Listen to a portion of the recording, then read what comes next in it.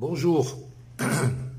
En fait, ce qui est intéressant sur un PC, c'est d'avoir un raccourci vers effectivement son environnement de travail.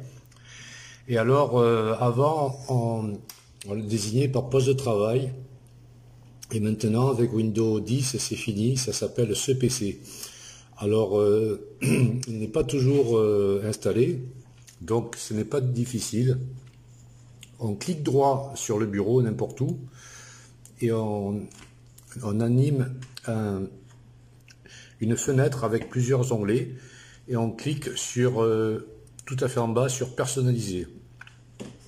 Personnaliser, on voit qu'il y a un écran qui s'ouvre avec une colonne grise à gauche, et il y a thème au milieu.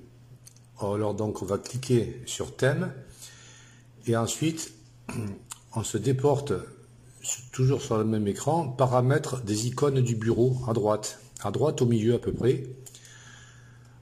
On clique et voilà qu'une fenêtre s'ouvre, une nouvelle fenêtre, paramètres des icônes du bureau, et on voit il y a plusieurs coches, ordinateur, fichier de l'utilisateur, réseau, etc. Corbeille, alors corbeille est déjà pré-coché, effectivement la corbeille est sur le bureau, donc on va cocher ordinateur. Puis on descend dans le bas du cadre où on trouve appliquer. On clique sur appliquer d'abord et ensuite sur OK. On ferme et effectivement on a un petit écran bleu, une icône sur le bureau qui s'appelle ce PC. On va tout simplement faire un clic droit sur cette icône bleue. Ça ouvre une fenêtre.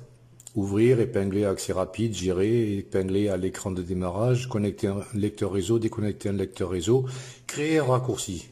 On clique gauche sur créer un raccourci. Et donc maintenant, on a bien sur le bureau ce PC raccourci. Qu'est-ce qu'on fait? On clique gauche sur ce PC raccourci et tout en maintenant le doigt appuyé, on le descend dans la barre noire. Voilà. Et une fois que c'est fait, eh bien, l'icône qui est restée, qui s'appelle ce PC, on n'en a plus besoin. On la supprime.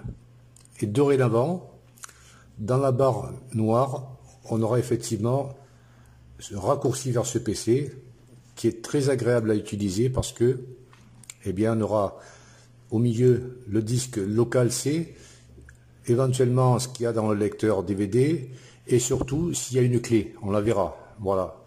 On verra aussi les documents, les images, la musique, et les vidéos, et les téléchargements.